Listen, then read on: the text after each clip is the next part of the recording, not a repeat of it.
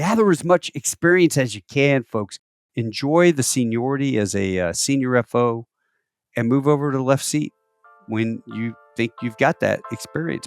Ask all the questions you can, absorb everything, and you will be the best airline pilot out there. Most pilots don't understand what career opportunities are available in the world of aviation. They're making career decisions based on advice from friends or posts on internet forums, meaning they are taking huge risks with their livelihood without having all the details. This podcast was created to help you understand the aviation industry so you can find your dream job. Let's get ready for Pushback. Here's your host and my dad, Nick Fialka. Hey, pilot. Welcome to Ready for Pushback. I'm Nick Fialka. I'm glad you're joining us. And today I'm talking to Mitch Taco Bell. He is the host of the YouTube channel Tall Tales with Taco. You should go check it out if you don't already know. He is also a check airman at American Airlines, and we talk a lot about all the great things he does. He's big into philanthropy, big into giving back, helping the veterans, and also helping pilots succeed. I think you're really going to enjoy this. Just a quick note. There may be a slight disruption in it. While we were recording, the internet provider at my house cut our internet connection. So we had to reschedule a couple days later. So there's this real odd, unnatural break in the middle of the show. And that's because we did 2 different days of recording. So give me a little grace on that. I really appreciate that. And I hope that you enjoy this episode. So sit back, relax. Let's get ready for Pushback. Hey, pilot. Did you just get a new conditional job offer? Are you getting out of the military and going to move your family across the country? Are you going to move in base somewhere? Or are you going to go out to find that second home that you've been looking for? Well, I want you to stop right now, pick up the phone, and call Marty and the team at Trident Home Loans. It's an organization that's run by pilots. They understand pilot pay. They understand contracts. They understand military. They have the best VA loans in the United States. Marty and his team have been doing mortgages for years. They've been doing my mortgages for years. I trust him and his team more than any other organization. I challenge you to get a better deal anywhere else. Go ahead, reach out, get a mortgage quote, and then call Marty and his team. They will walk you through the process and show you how competitive their rates are. So go right now, TridentHomeLoans.com, and check them out. All right, folks, here we are. I am with my good friend, Mitch Taco Bell. Taco is his call sign. Is Taco your call sign, or is that your middle name? Like I tell the flight attendants, how did you get awesome, Taco? Man. I said, well, you got one of these little fancy handheld computer. Go look my dad up. Glenn Bell. Oh, Glenn Bell. I haven't looked up your dad. Everybody. No, I didn't. Tell me. Will you tell me the story? Or do you want to leave this as a homework assignment for the listener, for the podcast listener? Glenn Bell started Taco Bell. My mom's Martha Bell. Did he really? Is that true? Of course. I don't know. I'm so conflicted. Dude. All right, everybody, we're off to a banging start. Back when Google was kind of fresh and new and you had your phone, I would tell flight attendants that they would Google Glenn Bell, and it says, Glenn Bell, founder of Taco Bell. He and his wife, Martha, blah, blah, blah. So Glenn died. Wow. He was a Marine in World War II. He was a cook. And when he came back, he started Taco Bell out of a shack or something. And so Glenn Bell, it said, passed away on whatever date and left behind 2 sons, but it never mentioned the sons' names. And so I would always go, oh yeah, I'm Glenn Bell's son. And I'm like, marry me and eat for free. That's, what's really interesting is that, and it's a joke, of course. With him being a Marine cook and like going to Taco Bell, it's basically like diving into an MRE. So it's about the same kind of food. So it just makes sense that that's where it would come from. Yeah, but there's no MREs back then. He was cooking on a ship in the Pacific. But what a neat guy. But no, I got hammered with Taco when I was a kid. They came out with a commercial in '75. And they had this little Mexican señorita, and she had these little finger symbols, and she go taco, taco, taco, taco, taco, taco, taco, taco, taco, taco, taco. That's right. For 30 seconds, and at the end of it, Taco Bell. That's right. So what do you think all the kids at the bus stop would do? Taco, taco, taco, taco, taco, taco. Oh yeah, that's amazing. Well, I love that, dude, and I I'm so interested. Hey, everybody. Hey, pilot. We are here to talk to Mitch about his experience as a check airman and as a 737 pilot. And he is at a major airline. And I will let him introduce himself. Mitch, will you give me a little bit of background about where you came from and where you are? I started flying in '89 in the Marines. Went through Pensacola and then transferred over to Corpus Christi, and we did all of our T-34 training out there in Corpus and up in Roswell, New Mexico, which was kind of a cool det. And then King Airs, D-44s, then Little Rock for C-130s, initial Air Force training, then over to Cherry Point at VMGR 253, which was the RAG at the time, and then 252 right next door, and then 152 over in Okinawa, and 234 in Fort Worth, Texas as a reservist. And I spent 29 years in the Marine Corps. 9 of them were on recruiting duty, which was kind of cool. And did 2 years flying in the reserves. I did a tour over in Iraq in 05 as the air boss, ran out to Qadim, the airfield portion. And then 08 went over to Afghanistan and worked with the Afghan National Police. And then I did a little short stint in 09 with prison corrections in Afghanistan. And all I can tell you is you don't want to go to prison in Afghanistan. That's not the place you want to go spend any time. But I got hired in 98. So when I got off active duty in 98, I literally was signing my DD-214. And the young clerk is like, "Hey, sir, have you heard from an airline yet?" And I go, "No, not yet, but let me borrow your phone." And so I dial my answering machine at home, put the code in, it goes, beep, "You have one new message. Hi, this is Patty from American Airlines Pilot Recruitment. We'd like to offer you a job as a pilot with American. If you're still interested, please give us a call." And I'm like, ha ha! So it was a big celebration that night. And I'll tell you what, man, I was on cloud 9. And I bet. And I'll go back on that. I'll go back on that, talking about how I got to that point. But that night, a friend of mine, I was his safety pilot. He was a brain surgeon up in Kansas City, and he had this beautiful 836 Bonanza. And he tried to kill his wife and kids in there, and his wife wouldn't fly with him anymore. He got inverted in some IMC and just had a bad episode. Oh my! So I used to go fly with him, and his wife is friends with my aunt. That's how I met them. Well, I go over to the house.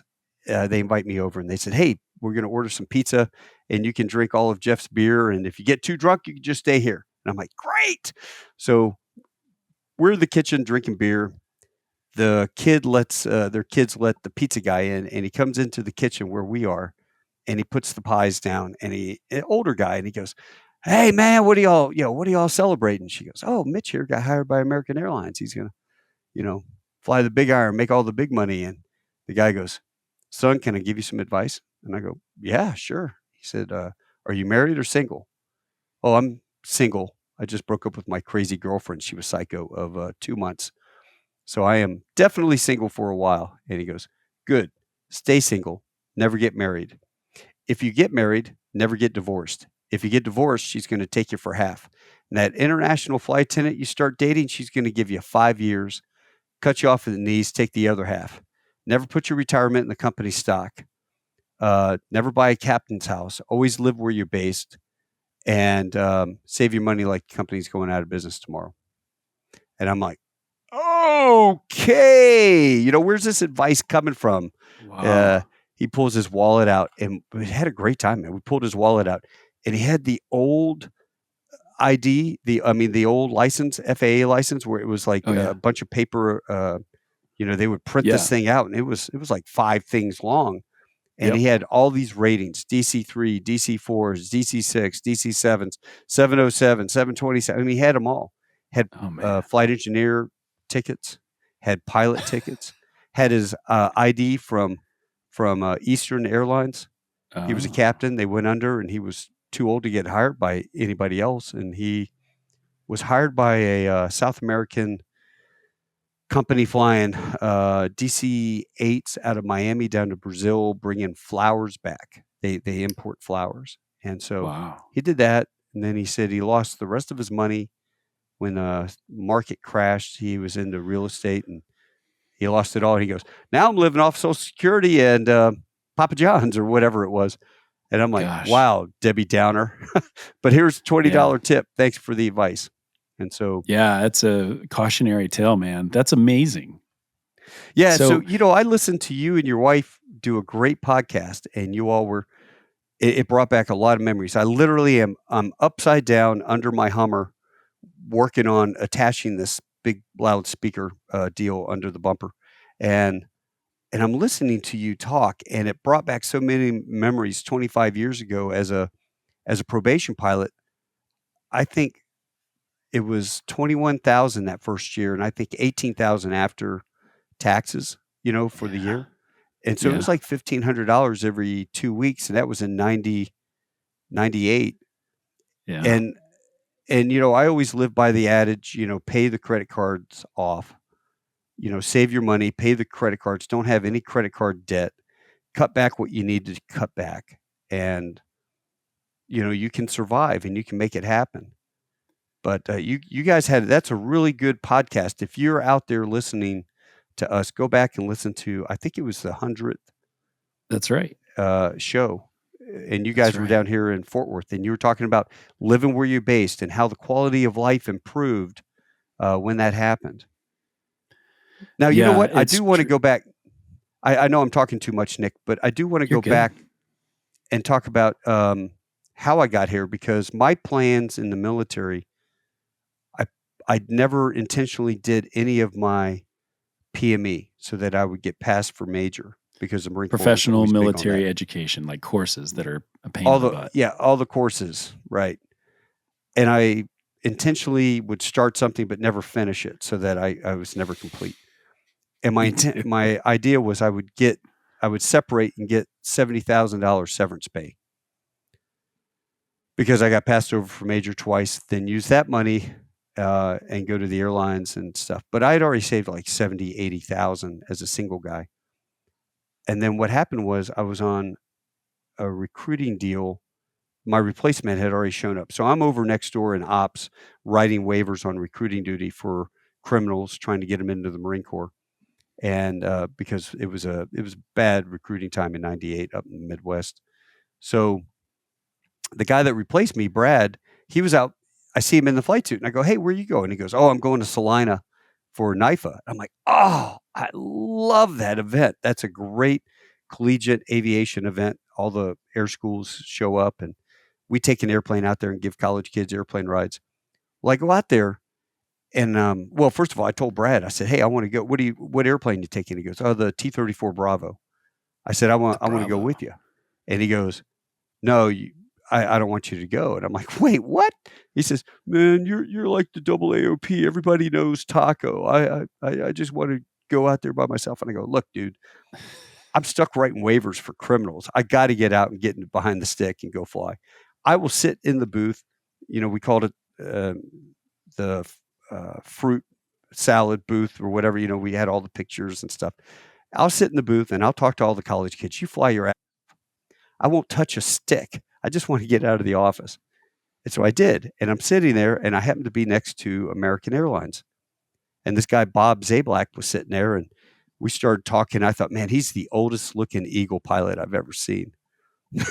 And Bob was in his mid 50s. And so retirement was 60 at that time. Yep. And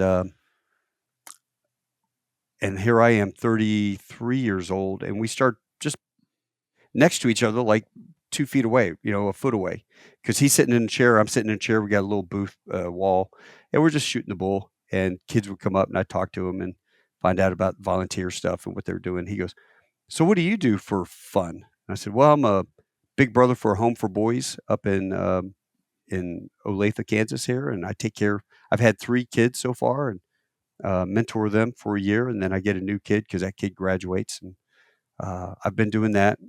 Do Civil Air Patrol, senior member, teach junior achievement out in town, in the high schools. Let's see what else. Do a bunch of other stuff. And he's like, wow.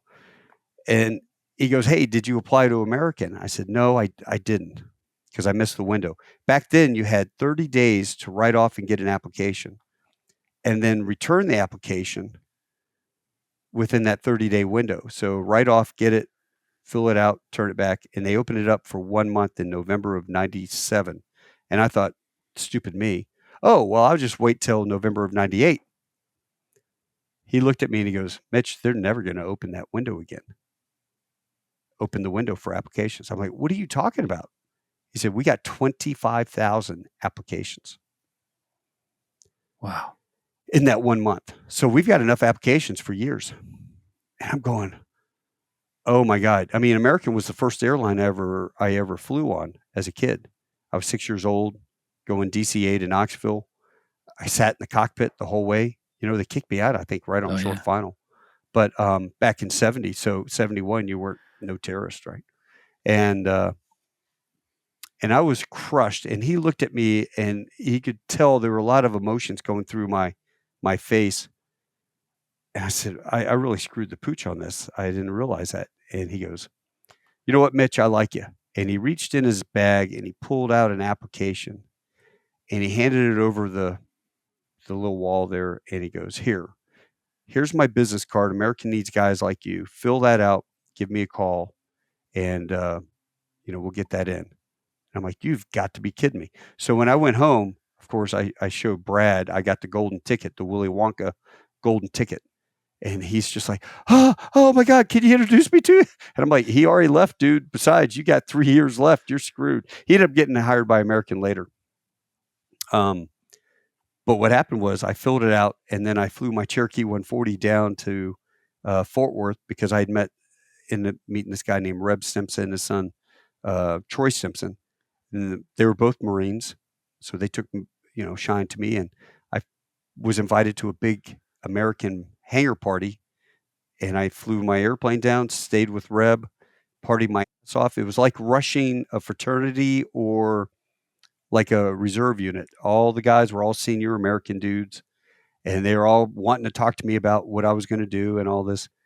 And then next thing I know, when I got done on Sunday, I was getting back in the airplane, go fly home. And he goes, hey, do you have your application for American? Because I heard you were given one. I said, yes, sir, I do. He says, give it to me. And so I gave it to him. And then he drove into DFW, walked into the chief pilot's office, the chief up on third floor. And he goes, Cecil, this guy needs a shot. And he gave it to Cecil, who used to be his co-pilot for, back when we flew with the same guy for months and months and months, and you buddy bid. Well, they were friends. And Cecil walked it down to HR and put it on top of 25,000 applications. And I got a phone call. So I was one of the first, blessed, right? I was one of the first 600 guys hired at American. Wow, man. So that's how that worked out. You know what? Like, I love this story. And also that, like, you can change the names and you can change the circumstances, but man, that can happen. That can happen to you today.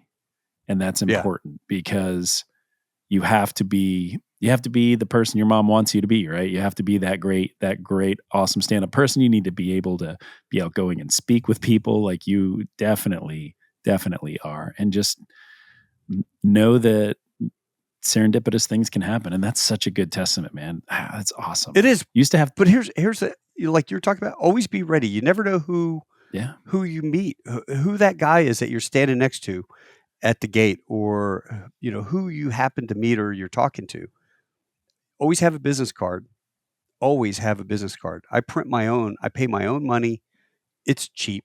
I go get my own business cards. I have Delta makes those little cards. I've been making these cards since 2014, and I give them out like candy. Yep. I mean, I buy them in the stack full, and they're in my bag, and I hand them out to kids. And I've been doing that since 2014. Delta's got nothing on me, but you never know who you're going to meet. So that's be right. prepared. That I highly recommend everybody out there to buy the book, How to Win Friends and Influence People. Yeah, it's a great book. If you read that book by Dale Carnegie, I read it once a year whether I need to or not, and it just it plays with how to deal with your coworkers, how to deal with passengers, how to deal with situations. All those things kind of come into play to help tweak your personality so that you can understand and work better with people. It's Yeah. fantastic book. I was at a cigar shop in Grapevine, and I was studying for. I was at Envoy, and I was studying for a check ride. I was already at the hotel, so I just drove out to Grapevine to check out this shop. And I sat down and started talking to a guy who talked about his time in the Air Force, and I just listened. I sat and I listened and I listened and I listened for, I don't know, darn near 2 hours. Tom Pasquale. And his name was John Hale. Oh, John Hale. There you go, bud. Yeah. And so John Hale was the vice president of operations at American Airlines. Yep. And a stand-up guy and a wonderful dude. And he took me under his wing and he started mentoring me. This is before the podcast.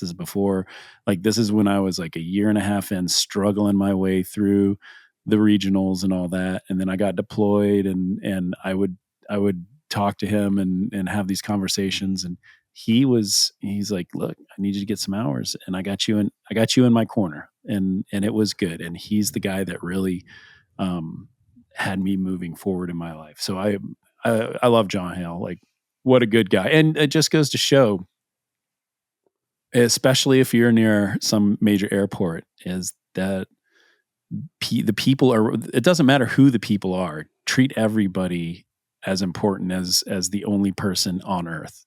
And that is, if you do that, it happens like over and over and over, just like great things happen. You've been at American since '98. How long have you been doing the check airman job? Going on 5 years. 5 years. 5 years. Why did you decide to go leave the line and go into being a check airman? Because I got invited. Did you? I won the chairman award. Oh, tell me about that. Every quarter they select, I think, 3 employees, and you get a check for $5,000, I think, and they give you a little pin that you put on your lapel.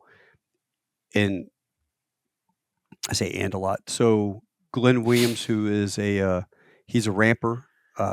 He was at the time up in Boston, but he was one of our volunteers for Skyball. Skyball was Skyball was a giant veterans initiative deal that we did every fall in October.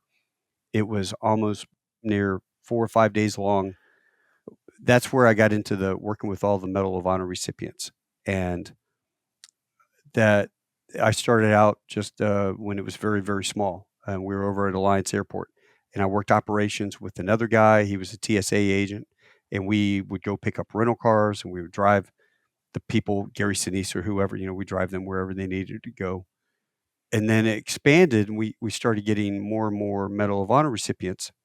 And they said, hey, why don't you just take over that portion of it? Because that's really important. We take care of these guys and their wives or guests. And so at one point I had 32 recipients, living recipients of the Medal of Honor at Skyball. So I have a shadow box just full of Medal of Honor coins. People are like, where'd you get all those? I'm like, well, I worked with all these guys. So it was a blessing. It was a great time. Did that for damn near 16 years until COVID. And I had decided it's time to back down. Tell me more about just your experience with the Medal of Honor recipients. When I think the first recipient I ever met was when I was a second lieutenant. I met Barney Barnum. Greatest guy in the world. He you hear him give his speech, his professional speech, and then when you're drinking beer, you hear really what happened type thing, And most of the guys are that way.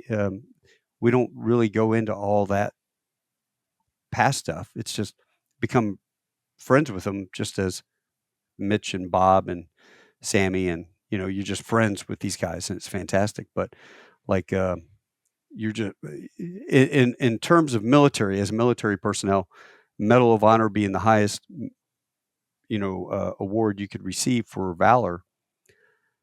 You're in awe because most of the time you get it, you're not alive, right? Yeah. And all these guys survived miraculously, and as they, what has come across to me from them, this medal I wear is for my men who died. I wear it for them. I don't wear it for me. Mm-hmm. They're just ordinary guys who happen to be in extraordinary circumstances, and they acted. And in Barney's case, when I met him sitting there drinking a beer in what they call the Hawk, and it was a bar there at the basic school, and he goes, "All right, so what happened, gents? I've been in country all of 3 friggin' days." He didn't really say friggin', but it was 3 days, right? I've been in Vietnam for 3 days. I know nobody. Nobody knows me except I'm a lieutenant, right? And I go out in the field. You see my cat back there? Yeah. He goes, I go out in the field. I don't know anyone. And boom, we get attacked by like a battalion of MVA. And they end up right off the bat, they killed the CO, the XO, the radio operator, OPSO, severely wounded. I mean, every officer, senior officer is down. And so he goes over and he grabs the radio off the dead radio operator, and he's got it strapped on his back, and he picks up the thing and he calls, and he calls and he says, "Hey, he gets on the fire net and he goes, "I need artillery at this position." And the kid on the other end's like, "Well, sir, authenticate, whiskey, Bravo, Bravo, Charlie, Charlie, X-ray." And he goes, "I don't have the code." Well, and I can't give you the fire because it could be an MVA guy trying to call in fire on the good guys, right? So he goes, "Let me tell you what, Marine, if you don't give me this fire and I survive this shit, I will find you. I will seek you out. I will rip your damn head off." and the kid's like, "Roger that, whiskey, Bravo, Bravo, Charlie, X-ray, authenticated, fire for effect." And so he starts launching rounds in, and I mean, they're all danger close. All the rounds are coming in danger close, but he preempted the attack. And then as he's repelling the attack with artillery using his radio, deadliest weapon out there. Yeah. He's running up and down along this ridge, getting shot at. I mean, bullets whizzing by his head, and the choppers are coming. He's got a bunch of wounded, and he needs to get them out. And they're like, "Yeah, it's too hot down there." And he's standing up on the ridge. He's on his radio talking to the guy, and he goes, "Hey, if I can stand up here, then you can land your damn helicopter down here and pick these guys up." Well, bullets are snapping past him. Oh my gosh. He's an open target. I mean, so standing out in open on a ridge line, getting shot at by the MVA, and the helicopter comes down, ping, ping, ping. They're getting shot. They got the wounded, got out of there, and I'm sure there was a lot of cursing going on, but just incredible, incredible folks. It's a real honor, for no lack of better words, to hang out with all of these guys. And when you sit after hours and you're drinking beer and you're listening to their stories about some of the people that they met when they were new recipients back in the 60s. I mean, think about it. Pappy Boyington was still alive. Yeah. All those guys were still alive. And they would go to the meetings, and God, I forgot who it was. It was Pappy Boyington and somebody else really famous got into a fist fight. They were drunk and they got into a fist fight. And who told me that? Bob. He said, that he was a new guy, new recipient, and the doors are closed. And they go, "Oh yeah, don't worry about that crap. That happens every year." Oh, that's awesome. I love that. But yeah, so blessed to work with all of those guys. And I'll tell all your folks out there, if you are willing to volunteer to help, good things come from that, right? Yeah. So volunteerism is huge with American. I know that for a fact. And there were many Eagle Envoy PSA guys that years ago when we first started RTAG, I would send a message out and I would get all these replies from these young guys. And I would say the majority of them are all with either American or Delta. Mm-hmm. Now, from the work that they were doing, we were building ramps for disabled vets. And we go out there and we would build ramps at some guy's house, build a wheelchair ramp access. So, whatever you figure out, what is your forte? And once you raise your hand and volunteer for one thing, it's incestuous. So somebody's going to be involved in that group who goes, hey, how would you like to come out and help with our boot shoot? And I'm like, yeah, what do I need to do? Oh, you this year just run one of the booths, okay, great. Next thing I know, I'm sitting there drinking beer with Chris Kyle, and talking about Iraq. And this is years before he died. So you just never know what opportunities open up through just one time, and if I'm not saying don't do a food bank or something, but I'm saying if your calling is taking care of veterans, find veteran connected charities to go out and support. Yeah, absolutely. Find that place where you can grow, and where the reward you get is just this satisfaction of being there to help. I think that's it. Yeah. It's just this solid feeling. I tell you, I'm such a fanboy. Like my peer Medal of Honor recipient is Kyle Carpenter. And I hope I get a chance to meet him one day. I followed him on Instagram and just, Did you see him at Oshkosh when I took him up there? I saw. We took him up to Oshkosh, and I got him riding the P-51. That's so cool. He's such a good dude. He literally is an oh shucks, gosh darn, type guy. I know. I mean, he is that humble, and probably I think he said the same. Oh shucks, Kyle, we're standing there talking to the air boss, who's a Marine, and he goes, Kyle, is there anything I can do for you as the air boss of this Oshkosh Air Show? And Kyle goes, oh shucks, no, I just it's just great to be here or whatever. And I'm like, time out, Kyle, just zip, air boss, Bob, whatever his name was. P-51 ride. How about that? In the back of a P-51. Come on. And he goes, Kyle, do you want to go ride in the P-51? He goes, well, gosh, that would be awesome. 1 second. Boop. And then he turns around, he makes a telephone call, turns around, goes, hey, can you get him to the Warbird section tomorrow morning at 6:45? I go, yeah. He goes, we got your ride in Bud Anderson's P-51. So I got Kyle a ride in the back of his P-51. That was the best time of his life. He loved it. I love that story. I was not expecting that story. That's so good, dude. Yeah, what a great experience. Timothy P. Pope is a certified financial planner dedicated to guiding professional pilots through smart financial planning. Whether it's saving for retirement, investment management, a seamless military transition, or strategic tax planning, Tim is your trusted financial partner. Also, you can join Tim as he leads engaging discussions on personal finance and strategies for professional pilots on the brand new Pilot Money Podcast. Timothy P. Pope, helping professional pilots make the most out of life. So you are a check airman on the 737, is that right? Yeah. How long you been doing that?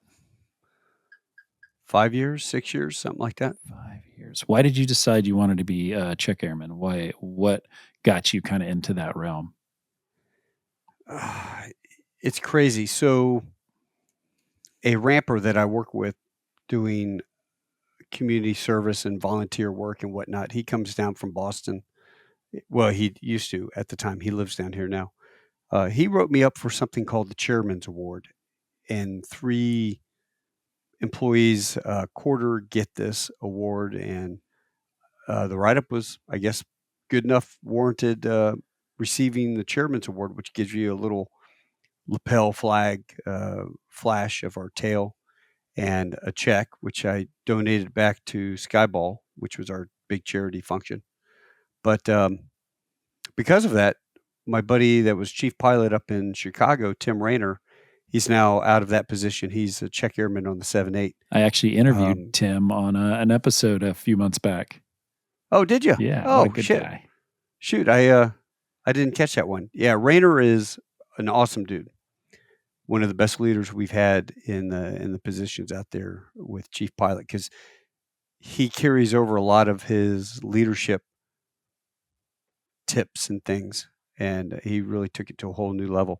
Anyway, Rainer called me up and said, Shine said, "Hey, Taco, I was just talking about you because you're getting the award with." I was talking to Jim Dees, and you need to apply to be a check airman. And I'm like, well, I'm not the smartest guy in the woodshed, when it comes to all the book knowledge. And he goes, well, you'll learn all of that, but we need people with your personality, that we want people with. I'm not saying I have a great personality, but I guess definitely enough to make somebody relaxed and do well. Not a a Hammer, Spock, black and white guy. So they offered, and I talked to Jim Dees, put an application in. Now, if the chief pilots recommend you for something, that's one thing, right? That's the stopgap from the line guy who applies for a position. The chief pilot will give a recommendation or not.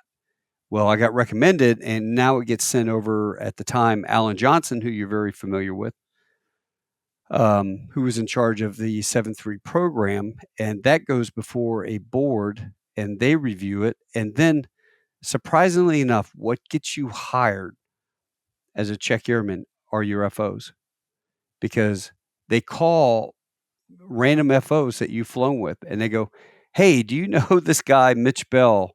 And they were like, "Hey, yeah, I know Taco. Yeah, is this a guy that you would work with in the schoolhouse? Would you want him as an instructor in the schoolhouse?" And even though you may look great on paper from the chief pilot's point of view, the FOs hate you. You're Dr. Jekyll, Mr. Hyde or something. And that's the stopgap that we have in our fleet to kind of weed those fellas out and try to have we have a great cadre. I love all my fellow check airmen. We have a whole bunch. I mean, we've hired so many. I mean, we probably have 135, 140 check airmen now. I haven't even bothered to look at the numbers. It's been so long. But we are retiring quite a few because I'm in charge of that. I make the going away gift. So I see the list of all the future retirements and the guys that are banging out at 65. Now, if it goes to 67, that might change. Guys stick around. But I find it to be a rewarding job. When you went through, training, how was your check airman over there? Me? At United or at Delta? My check airmen's, my check airmen were good. It was a mixed bag. It was, I had a very broad brush look. So I had a couple guys that were very senior. I had one guy, I was his first student, and I had, it varied. All in all, I'd say it was pretty good. When I was on the 320, they were amazing. And so I think that's an interesting thing about where you kind of fall in, the fleet that you fall into. And I know every airline, all the three majors and Southwest, I know they have gone through a big effort in the past 10 or so years to get people in that were positive, that could make a good difference and were good teachers, and not just some guy looking to give people a knife hand and be, like you said, like Spock about it, black and white about it. And that, as the student, right? I'm probably never be smart enough to be a check airman, but I would say as a student, I learned so much better when the person is approachable and is like, hey, you're not going to know everything. You're going to make mistakes. We're here to learn together. And especially with the captain upgrade, it was, you're going into a very, very important position. And if you're not going to have all the answers, but if you can expand your team, if you can know that the answers are out there, know your material, but then when you get in a pickle, know who to call. And I can't tell you, man, listen, my first 6 months on the line as a captain, I would have an issue. And I have two mentors that are at my company that are awesome. And I will pick up the phone. I'll put the parking brake on sometimes and be in like a little bit of a mini crisis and be like, hey, this thing's going on, right? Like Yeah. one of the first things that happened to me, I had a lady kill her dog on the plane. Say that again. She killed her dog. Killed her dog. How? Suffocated it in a bag. It was awful. There's like screaming in the back of the plane, like all this chaos. And I was like, oh gosh, like I clearly knew I needed to get back to the gate. We needed to get people, like we needed to get the right people there. But then once that person was off the plane and all the things were done and said, like, where do you go now? Like what information, like, do I need new data? Do I need new takeoff numbers? Do I need this? Do I need that? And so I called my mentor and I said, dude, and he first, after he got done, like, I can't believe you're even saying this. And he got to the point like, okay, let's take a breath. Let's take a break. These are the things you need to be thinking about. And he just opened my aperture. And that's the key, is like being able to lean back. Cause I feel like the check airman job is the first part of the job, but I bet you have people calling you that are in the jet that are like, I need your advice. I need your help. I get it all the time. I get a call or a text. I mean, when I give out my business card, I go, here, put that in your Rolodex of check airman cards that you have. It keeps me in the books. Like you have some weird question. I'm like, I don't know, but I will find out. So, I'll dig through the books and I'll find the answer and then take a screenshot and text it back to him. As a matter of fact, one guy called me up and goes, hey, we flew from LA to Miami. We're flying over the Gulf of Mexico. And because of the thunderstorms, we had to deviate to the right. And we went through the GOMEX, that 162 nautical mile region right there in the Gulf of Mexico. He goes, the airplane was rated for extended over water. We were good, right? And I'm like, no, you weren't. Yeah. It says if the airplane's extended over water. I go, wait a minute, stop. Are you a domestic guy or are you international? And he goes, oh, we're both domestic. Have you ever been checked out international? Because I flew domestic with you when we did IOE. He goes, no, I've never done international checkout. I go, then you weren't legal to be out there. The only way you could go through that was if you declared an emergency, if the captain had declared emergency. I would suggest you file an ASAP, you and the captain, to protect yourself. Not that the FAA is going to go back, pull your NS, and then try to go figure out your division quals. If something had happened, maybe you could get hammered. But this will at least protect you. Better have it, not need it, than need it, not have it.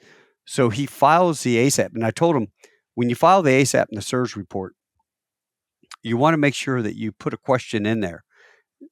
I am requesting that somebody reach back and contact me about this situation. What could I have done better? What, am I correct in my assumptions? Whatever. Because if not, they'll get it and they'll read it and they'll go send you a little note saying closed. Yep. So in his case, it opened their eyes, and because he was asking me, and I'm like, look, dude, I'm a check airman. They don't listen to me. They actually listen to you, the customer, more. So if you write a big detailed report on this and how convoluted the manual was at the time, then you can probably get things changed. And that's exactly what he did. Because of his incident, our quarterly trading international has that whole thing from LAX to Miami, the weather, you fly through the GOMEX, are you legal for it? And that's one of the things that we have on our training for the last, 3 or 4 quarters because of this one guy. So, we were talking earlier offline about upgrading. I know that you upgraded almost immediately as a new hire with very minimal time in the right seat of one jet, and now you're going to captain, doing a completely different job, which you hadn't done, international, and going across the pond, and all those things is just a huge bite to eat. I agree. In this day and age right now, and as you guys listen to me out there, this is so hard for me to say, and say it where you'll go, yeah, all right, Mitch, but if you are at the bare minimum time and you get hired by a regional airline, don't play the professional FO regional airline hopping game where you go from, one airline to another to a low cost carrier to get hired by Delta, American, United. And if you do that, and now you got your seniority number, yay, good. Just because you can upgrade in 18 months doesn't mean you probably should upgrade. And here's why I'm saying this, okay? Ran into a situation where a pilot went from FO to captain, and it was 18 months. Now, when you think about that time period, they got hired, they went to new hire indoc, they did 2 weeks there, they went home for like 3 months, and then they came back and did their sims, and then they did IOE, then they get online, they're on reserve. Well, this particular guy bid reserve, so he had, 400 hours as an FO. And his deal was, well, if I'm sitting reserve as an FO, I might as well make more money and sit on reserve as a captain. And my answer to that is, well, Captain, when do the low fuel lights come on? I ask that all the time. When does the low fuel light come on for a 737? Physically, the little, you got your wing, you got your center tank. When does that turn amber and you get a master caution and it says low fuel? How many pounds is that? And they don't answer. They don't have the answer for it. I go, wouldn't that be a nice number to know in the back of your head so that you can, I'm out holding, how much hold time do I have? How much gas do I want to be on deck with? And all of those things sort of come with time and experience. So to get a better sense of the operation, I'm not saying stick it out for 5 years till your brain dead on the aircraft, but give it a couple years so that you can experience everything. I mean, I had one guy, we sat down in the airplane. It was in December, and it was a new captain. I'm in the right seat. The AP was in op, and he says, "Hey, Taco, would you do me a favor? Would you call dispatch and get us a new jet?" I go, "New jet for what?" "Well, because the APU's in op." In the summertime, I would agree with you 100%. I will not. I refuse airplanes with no APU. Dallas in the summertime, not going to do it. Did it once, got talked into it because I was a new guy. I didn't know any better. That comes with experience. After that, I realized you do not want a jet in the summertime because you'll never get it cooled off until you're on the backside of your top of descent into your destination somewhere. Cooled off like below 90 degrees, cooled off. Yeah. I mean, people in the back are miserable. They're fanning themselves with the emergency check, paper stock card back there. So it's a miserable experience for both the passengers and for us up front because it's even hotter up front. So I tell the guy, I look at him, I go, "No, this is great airplane to have because you're a brand new captain. If I sign you off today, tomorrow you could have an aircraft with no APU. We have to de-ice, so single engine de-icing with no APU. You have to do an external air start cart. You got to do a cross bleed start. How long you been on this airplane? Year and a half? Well, essentially 2 years, I guess, total." And I go, "Have you ever done that in your life?" And he says, "No, I'm from Miami. We never even de-ice." I go, "There you go. I'm an instructor. This is great training. You're going to come out of this, really, really well." But it was a steep curve for him because he had never seen this before. Well, I guarantee you, if you've been around the system for a couple years, you've seen the airports, you've seen the situations, you've seen the weather, you know what dispatch is going to do with you. Handling MELs, you'll have the weirdest MELs, especially you probably experienced this the first year on the line. You'll go, "God, man, that was a 4-part MEL of this, and because of this, now you have to shut off the radar altimeters and op on the captain's side. Oh, okay. Well, the HUD's dead. Now you're limited to Cat 1. What's that mean? Oh, now I got to think about where am I going? How's the weather? Am I going to be able to get in there? Because that's also going to determine, a lot of other things. So then auto throttles have to be off coming in on final. Well, why are the auto throttles off? Auto throttles are off because the radar altimeter's in op.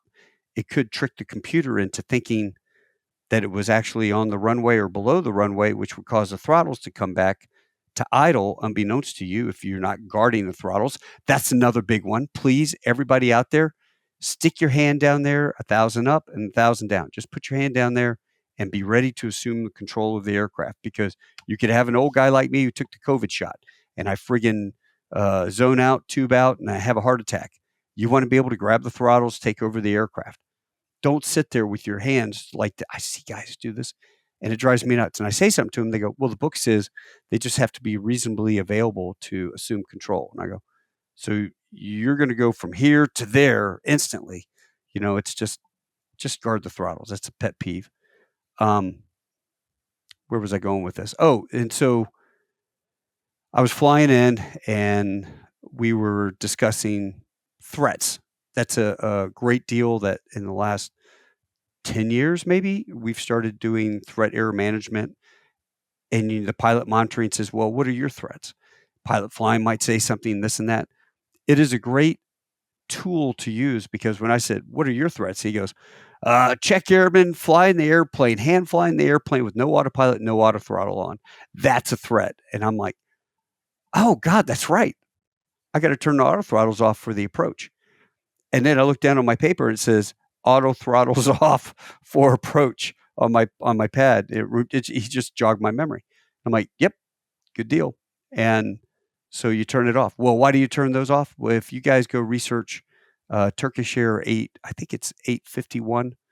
They crashed up in like Antwerp or Belgium or someplace. They had the exact same scenario. The auto throttles came back for 100 seconds.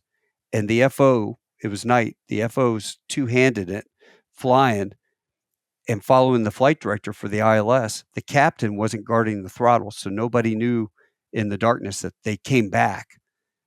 And he sat there and followed the ILS, and the airspeed decreased. Captain pilot monitoring was zoned out on something because they were at, I think, 86 knots. They were 40 knots below ref.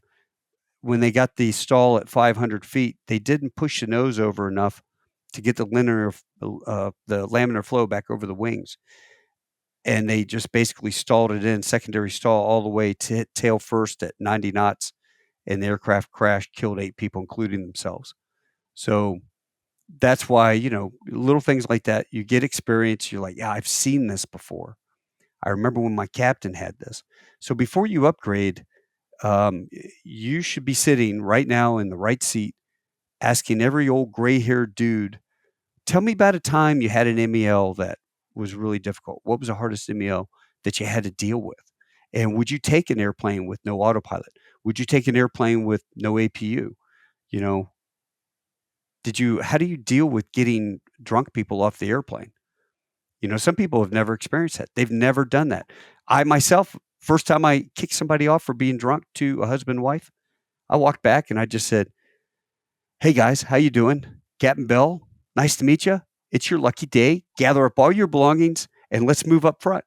They thought I was pulling them up to upgrade them to first class. And as the guy's stumbling up the aisle, planting people, I got him up, and as he looks, there's a butt in every seat in first class, and he turns around and starts to go, hey, man, what the? And I just keep going. And I got him off the airplane. Do you think there's a video of that happening? No, because nobody knew what I was doing. And it's how you approach the situation, how you approach the people. If I would recommend one book for everybody to read, it's How to Win Friends and Influence People. You ever read that? Yeah, for sure. Many times. That book is awesome. So dealing with situations, dealing with people. I had an incident the other day. We got everybody on the airplane, and seat 16 Charlie was broken. Well, the gate agent, for whatever reason, put somebody in there. We had a absolutely full airplane. And so the gate agent is up front. The flight tank comes up and goes, hey, somebody's in that seat 16 Charlie. I'm like, we had that blocked off. Yeah, I don't know what happened. So the gate agent comes down and she goes, we're going to have to pull that person off. And I walked back to the guy and I said, hey, sir, Captain Mitch Bell, I am so sorry. I don't even have words to put this, but I have to pull you off the airplane. And he's like, I got to be up there for meetings. I've got these meetings I have to attend. That's why I got on this 6 a.m. flight. I go, I understand that. What we'll try to do is make an announcement and see if somebody will change their plans, take a later flight, give them some mileage or whatever, and get you to stay on here. But for right now, I need you to grab your stuff. Did you see a do not sit broken in op seat sign? He goes, yeah, I didn't know what it meant. I took it off and put it in the seat back. I'm like, well, get all your stuff and we'll start working. And it just so happened the guy sitting next to him at the window turns around and goes, hey, I've got no big plans. I'll grab my stuff and get off and give him my seat. I'm like, that's perfect. So they swapped seats. I took that guy, took him up there, explained to the gate agent. Station manager came down, and I said, look, I can't give him money myself. Do me a favor. Don't give him the bare minimum. This guy got up, no problem. We had no issues. Take care of this passenger and make sure he gets a bunch of mileage, whatever the highest you can give him, all right? Because he really helped out. And she's like, oh, Captain, I will take care of him. So I'm like, cool. Another happy customer. Guy made it to his destination. The other guy, he got on there a little bit later and probably got a free ticket out of it. So, yeah, and it's all how you deal with people, right? And that's part of it. Yeah, I see that a lot too, as far as being. I try to spend my time interacting with passengers to be, I kind of take the Chick-fil-A mindset a little bit of how these people are responsible for my paycheck. If it weren't for the people on this plane, I wouldn't be able to have the lights on in my house. And so I treat them like that. And I treat them like family. And I, through the hard parts where you have a disruptive passenger, or the easy parts where it's a great day and you get to leave a few minutes early. And bringing people's attention to those little things really, really pays off. But also being able to take care of people if you can take care of somebody when it's not a good situation. I always think about whenever there's a maintenance delay. I'm on a 757. There's always a maintenance delay. But I have to go and stand in front of those people and talk to them and keep them informed and try to turn an undesirable situation into one where at the end of the day, when they go home, they think that I handled it professionally and that they were informed and that they, even though I can't affect whether or not the plane is up or down, I can't turn a wrench, but I can keep them in the loop as much as I possibly can, and that pays off. And I've seen it pay off. Sometimes you're not going to please everybody, but that's a hard thing. The first officer doesn't have to do it. So I'll also say, if you are not a person that can engage with people, if you are a shut the door and I'm never going to see him again, I'm just here for the flying, that is opposite, I think, of what an airline is looking for in a new captain, and any captain really. And so that's why there's this premium put on how can you empathetically and authentically articulate yourself in the hardest time. That is so hard. Do you do your PA from first class? Oh, this is a good question. So by the time I do my PA, it's already my second PA, because I go to the gate and I have a conversation with the passengers before I even get on the plane. Every single flight, I go to the gate and I pick up the microphone and I talk to them and I tell them, I introduce myself. I talk about the flight just a little bit. And then I ask them if they're interested in possibly leaving early. If they are, I tell them, hey, my job is to make sure that you guys have a safe aircraft that has all the gas and that the bags are loaded underneath. I'll get all the paperwork done. If all of that works, really the biggest choke point is them getting their bags in the overhead and underneath the seat. If they can do that, sit down, meet their neighbor, I can help get us a nap faster than they had anticipated. And I ask them, like, does that sound good? And they, I get a bunch of thumbs up. And then I say this, I say, the word of the day today is grace. I have 230 of all of you. I have one gate agent and I have 4 great flight attendants. If you can give them a little bit of grace, we will get you to your location safely. We will get you there quickly, and we will make sure that it is a pleasant experience for you. If you can give us grace, we'll help you out the best we possibly can. Are you guys cool with that? And then lots of thumbs up, sometimes a clap or 2. So yeah, I do. Yes, I do the announcement from first class because I think that's very, very, very important for them to see me. But I I introduce myself with my name every single time I pick up the PA. And I say goodbye to every single passenger when they leave, every single one. Doesn't matter if it's the overnight or what.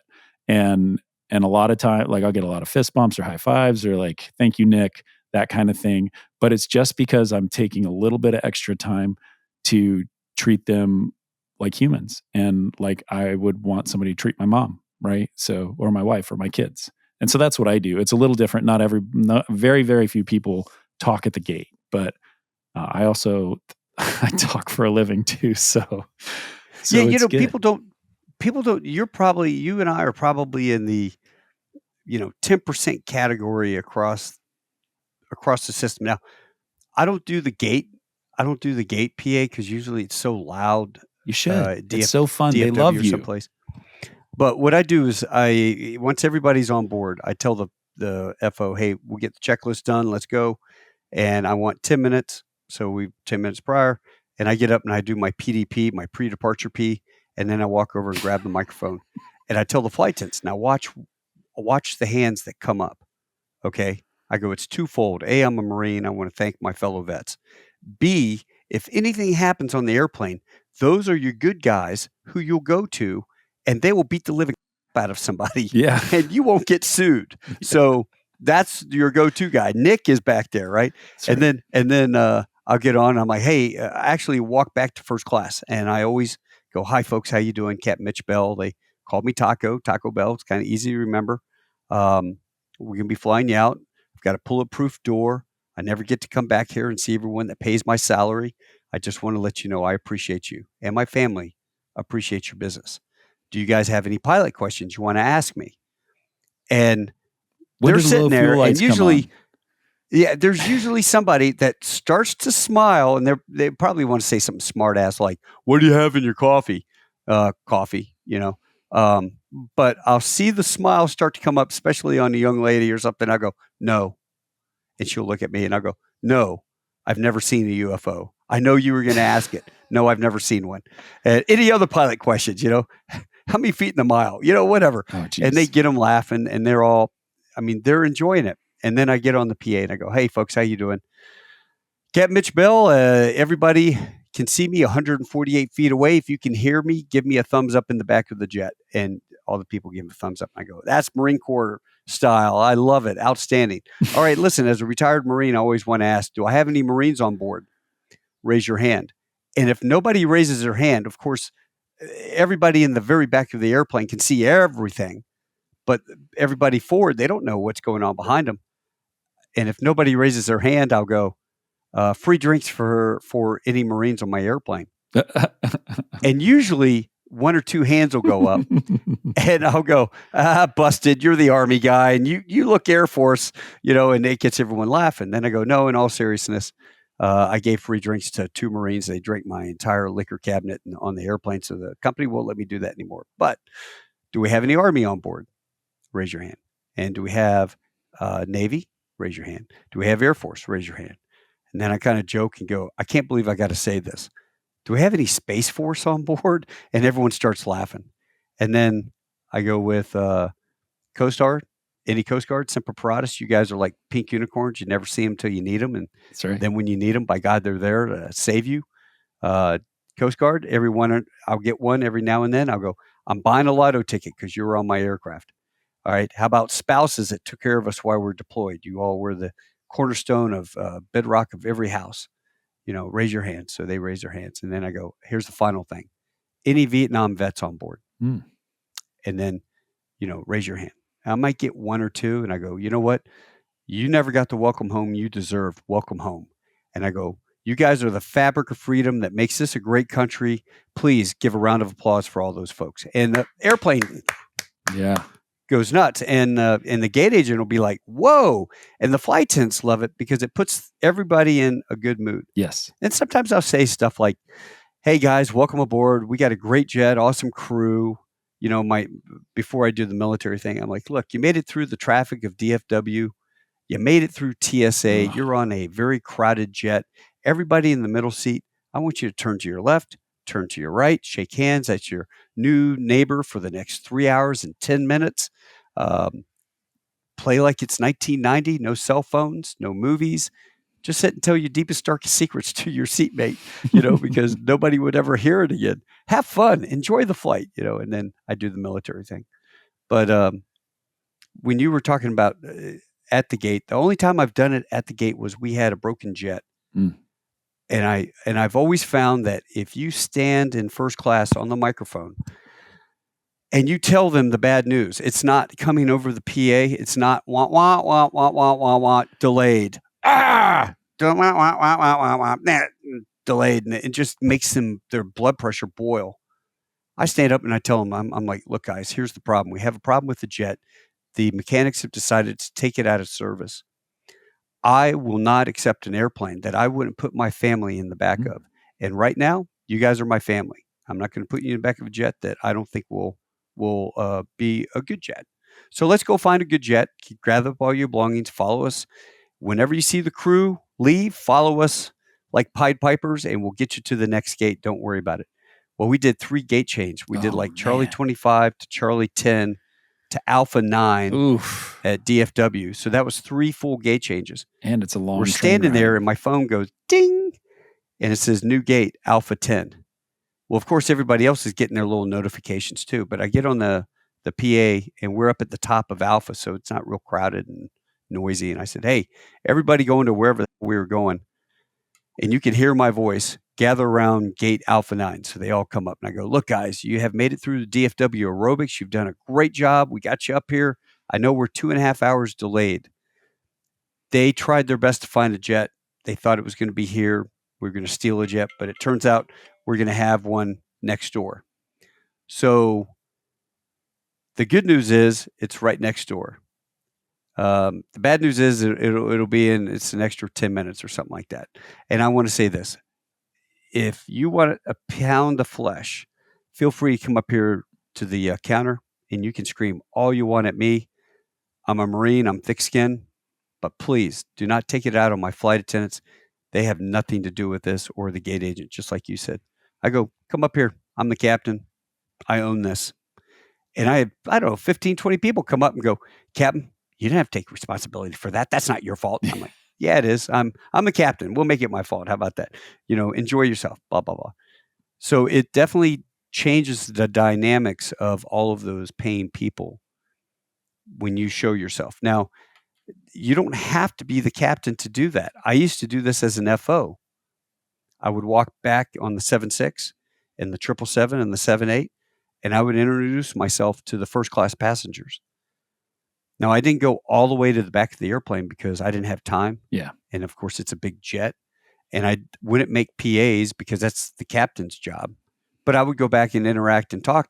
And you never know who you're going to meet, man. There was this very attractive 30-some-year-old young lady sitting there going from Tokyo to Dallas. And I always threw it out there. Hey, this is a 7.8. It's a new airplane. It's really neat. Anybody want to come up and see the flight deck? And this gal goes, I would. So I invite her up, and I said, what is your name? And she goes, whatever her name was. But her last name is Van de Hoozy. I think I'm saying that wrong. Air and Space Museum. Oh, you've already hazy. Yeah. Yes. Oh, no and kidding. I go, wow. They named the Air and Space Museum at Dulles after, is that one of your relatives? She goes, yeah, it's my dad. Yeah. No kidding. And I had already given her my business card and just said, hey, thank you so much for coming up here. And the little cards that I had printed out, these little things, I had it for the 777, 7.8. I gave her one. And next thing I know, I get an email from her dad. Oh, no kidding. The billionaire guy, right? Yeah, sure. And he goes, hey, First Officer Bell, just want to say thank you so much for taking care of my daughter, flying back from Tokyo. She's working for Marriott Corporation and whatever, blah, blah, blah, blah, blah. And then I'm like, who is this guy? So I Google him I know. and find out he owns all the fleets of airplanes that he rents back to all the major airlines. That's right. He's the number one owner of aircraft in the world. Yeah. Yeah. Yeah. And how cool is that I'm sitting there corresponding with a billionaire? Yeah. That'd be like me giving you Elon Musk email and going, you get an email from Zuckerberg or Musk going, hey, Nick, I heard you got a podcast, man. That's great. I'm going to tune into it. You feel really good, Yeah, absolutely. And he probably owned that 787 that you were flying. Probably. That's why she was taking a picture of the certificate. Look how they're treating your plane, Dad. Man, that is so cool. I want to get him on the show. Listen, if you guys are listening, I would love to have that wonderful, wonderful guest. Such a want to talk about a brain in the aviation industry. I've listened to so much of his people always want to know how I know a lot about the airline industry and stuff, but man, I'll tune in and listen to him because it's like listening to Warren Buffett. He's amazing. Oh yeah. Yeah. That's so awesome. So you never know who you're going to meet in this job or, just around the world. It's kind of neat. Hey, pilot. Does your pilot uniform make a short flight feel like a transcon slog? Flight Uniforms have reinvented aviation shirts with 3D stretch, stain repellents, and no wrinkles. These shirts are just plain comfortable and ready for takeoff right out of your rollerboard. Flight Uniform is trusted by more than 25,000 pilots, and their flagship flight shirt has over 1,500 five-star reviews. I've worn every pilot shirt out there, and if you know me, you know I only wear flight uniforms. Be the envy of every cockpit at flightuniform.com and get a special podcast exclusive discount with the code SpitfirePod20 to take 20% off your first order at flightuniform.com. Yeah, but the point you bring up about being able to be conversational with people, you have the benefit of a couple things. And I also have this benefit. First off, we were both in the military, right? So there's this drilled in ability just to be comfortable being uncomfortable. And so you can just force your way into it, even if you're not great at it. And the second thing is, I'm in my 40s, you're in your 50s, and we are peers plus or minus 10 years with every passenger just about.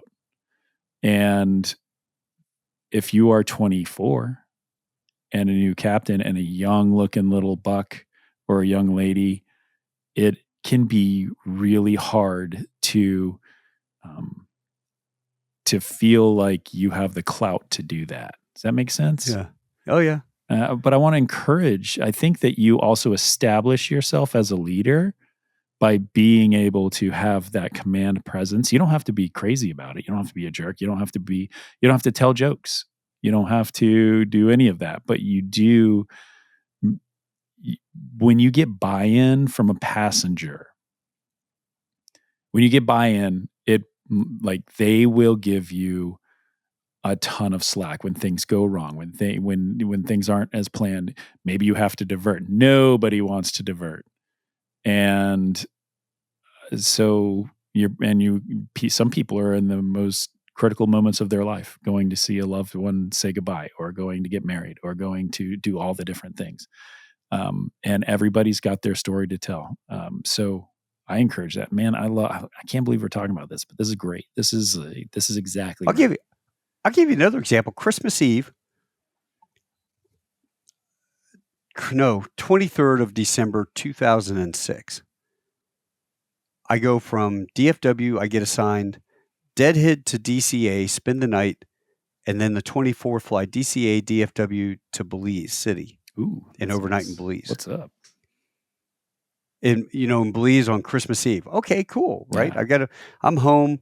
We have early Christmas with the kids, which they always thought was cool. Just tell them, pilots, doctors, and police officers and everyone, Santa comes to visit them early, because they have to be gone. But I fly there, and I'm standing at the gate in D terminal, and this distraught woman is coming up to me, crying, my daughter and her fiance are flying in from Chicago. And the winds that day, the 24th of December 2006, they only had 2 operating runways at Chicago O'Hare because the winds were so whacked out of limits. So the flight was delayed and they were arriving really late. And she goes, there were 8 wedding guests on that airplane. And American says they can't get them down there for another 3 days. So now the wedding plans were crushed, the vacations crushed, the whole 9 yards. And I just looked at her and said, ma'am, I'm flying with a Czech airman down there who's a really great guy. This captain's a great guy. I go, I will go down there and talk to him. We're the last flight of the night. I would much rather be delayed and get you all on there than for you all to miss the flight. Let me talk to him and see what we can do. So I go down there and tell him what's going on. He goes, yeah, call maintenance and tell them we have a write-up. We need something for them to come look at something. It's Christmas Eve, man. They're mid-staff. I call and put the request on. And he said, tell that lady that when they land, take the tram and run like their lives depend on it. And so I go up and I tell the lady that, and she is just relieved. Okay, great. They're at least going to try. Yeah, I go, we're the last flight. If we had another flight after us, I'd make sure they get on that. She leaves, and then this guy walks up to me and he goes, Mitch Taco Bell. And I'm looking at him, I'm going, he goes, dude, it's me, Desi from the Marines. I'm like, East Coast, West Coast, Okie, the war. He goes, man, from flight school, brother. And he's Wow. I hadn't seen Desi in 30 years. I mean, since flight school, he had DOR'd, and they when you quit, they basically got you. It was like suicide. They didn't want you around anybody. They got him packed up, and he was out. He was gone. Well, he went to comm school and became a commo. And when he got out of the Marine Corps, he got hired by this little company called Qualcomm, which now he was senior vice president of operations of Qualcomm.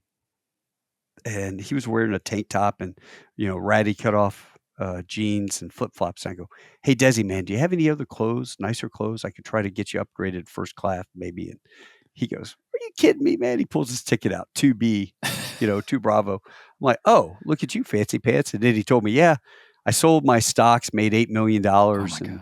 I bought a hotel down there. So anybody that is interested, I've got, it's on my website, thesangram.com.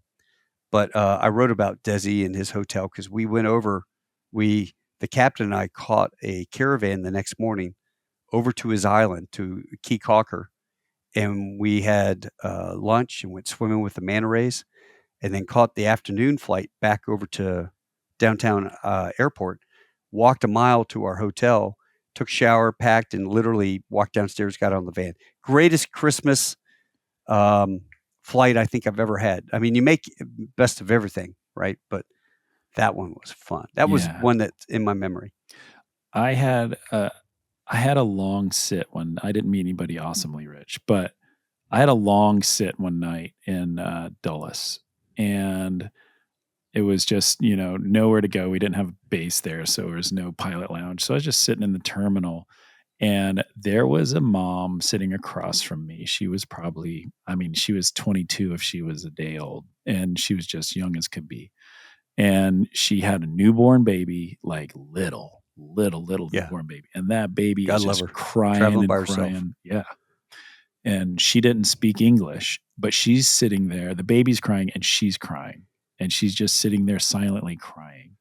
And she didn't speak any English. And I'm sitting there, and I couldn't my heart went out to her. And so I just kind of held out my hands and I said, kind of the international signal of like, can I hold your baby?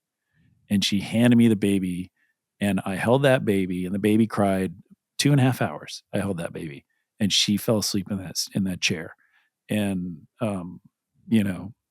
recharged, got her life back together, got her mind together where she was. And I held a crying baby for as long as it could. And like, she woke up, she was like refreshed. She gave me a big hug, never knew her name, never knew where she's from, anything. And she took the baby back and just kind of went on her way. But, you never know when you have an opportunity to have impact. You never know when you have an opportunity to help. Because I think that's like, I don't know, that's kind of in my spirit, is to try to help, just like trying to find a way to help these people get to their destination strategically. Those opportunities exist. You shouldn't, you should keep your ears up to see how you can help. And that, like, it just comes with time and it comes with experience. And I think that's what we're driving home is, if, like, take a breath, get some experience, get that, and, know yourself and know who you are and know how you are. And it's because it's not about the paycheck. It's about the bigger picture. And that's a hard thing to figure out. It's a really hard thing to figure out.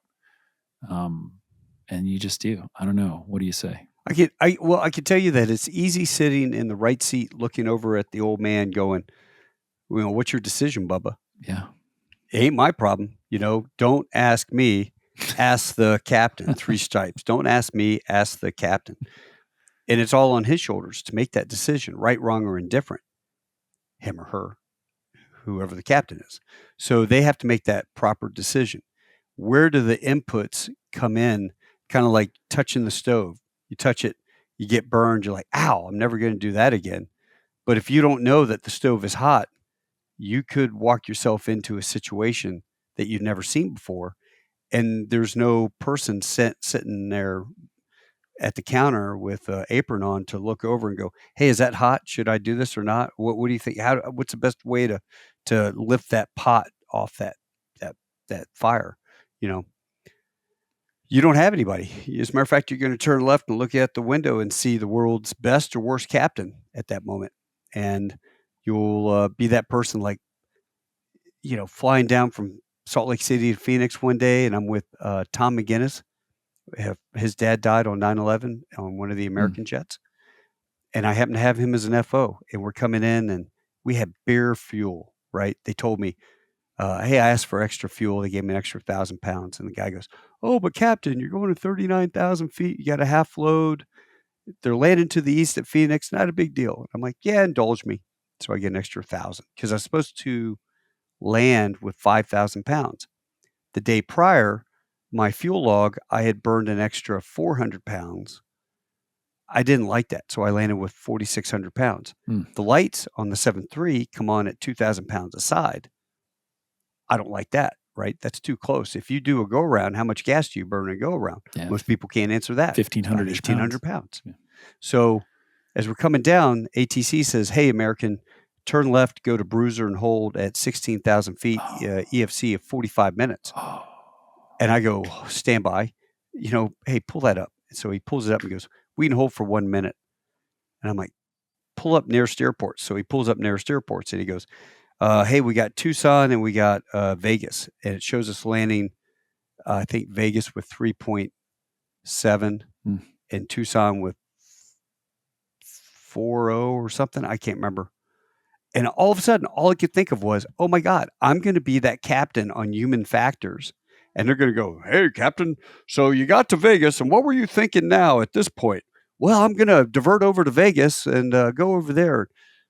Okay, so you get over there, and now all of a sudden you had to go around because Southwest didn't get off the runway fast enough.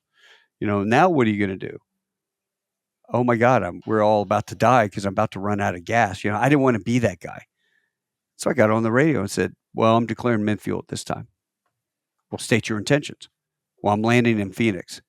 Well, that's not possible. And I go, well, make it possible, because my next call to you is going to be Mayday, Mayday, Mayday, emergency aircraft. You got min fuel now. My next call is going to be Mayday. You make it happen. You work for me, Bubba. And I was a little direct with the guy. So next thing I know, we're getting vectors and doing all this stuff. We come in and land. We got to the gate with 5.1 because I bumped up an extra 1,000 pounds. Had we gone with the original fuel load, it would have been 4.1. As your aircraft is turning, that one tank on one side probably would light up, So that comes with experience, 121 experience. That comes with, knowledge, skill, aircraft handling. How are you going to handle the situation? Somebody who's not used to it might get talked into diverting someplace, And then here's another thing. I flew international for 10 years. I'd only been to Phoenix like a handful of times, and that was a dozen years ago. Little did I know that Williams Air Force Base, I think it's IWA, is just southwest of Phoenix. That's where I think Allegiant is homed. They do aircraft maintenance there for American at that facility, and we do aircraft painting. So it's easy. I could have diverted over to IWA, refiled, got new gas, but then that leads into another thing. If you don't have a gate, the passengers, can you refuel the airplane with passengers on board? Not supposed to. Sure you can. But you got to have a flight attendant at every exit, and the door's armed. Okay. So, I mean, you get into all these little things down the line, and I only know that because we diverted somewhere once, and he pulled out the manual, and he was looking, he goes, "Oh, wow." And he gets on the phone. "Hey, Nancy, hey, listen, I need each one of you to man an exit because we don't have a gate, and we have to have immediate way off the aircraft to catch it in case it catches on fire. So sit at your respective doors, have them armed and ready." And I remember that. So that comes from experience, what you've seen.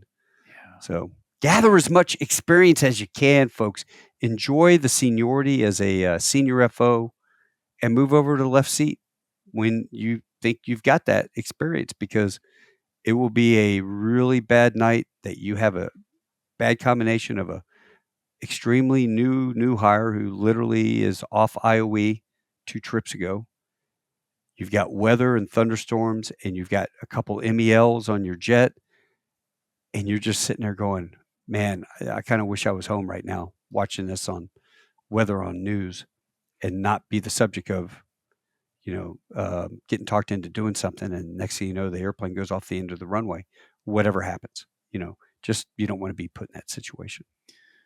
So that's my advice. And I know that I sound like the old crotchety guy. We used to say Goomson. Did I tell you about that? You told me, but I don't think you've said it. 7.2 engineer. When I was a 7.2 engineer, all the senior captains were on the 7.2, the queen of the fleet. And over on the captain's side on his window, somebody who took a Sharpie would always write Goomson. And finally one day I go, "Hey, who is this Goomson captain that always writes his name?" Well, he loves himself so much he writes his name on the window. And the captain turns around and goes, "Screw you, Taco." And I'm like, "Oh God," he was kind of pissed. And the FO turns around and he's chuckling. He goes, "Nah, dude, it's not him. Goomson stands for get out of my seat, old man." And FOs and FEs will write that on there. So he looks at that every time he goes to put his JEPs up on the little clip there on the window. Get out of my seat, old man, to remind him. And back then you retired at 60. So that was kind of funny. So now I am that guy because I'm 59.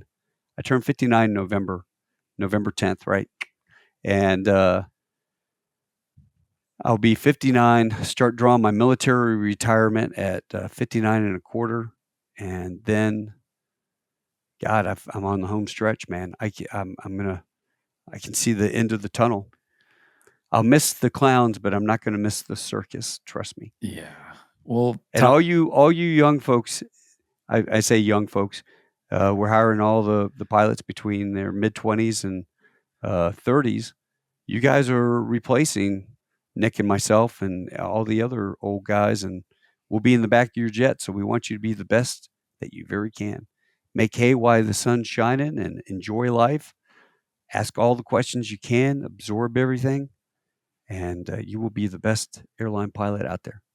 Taco, thank you for spending your morning with me. Thank you for spending time with the pilot that's listening. I think you're just so valuable, and you're a great asset to the aviation community, and everybody loves you. So thank you for being on the show, and thank you for being part of my life. I appreciate you a lot. I appreciate you, Nick, man. You're a lot of fun. I will see you guys at RTAG.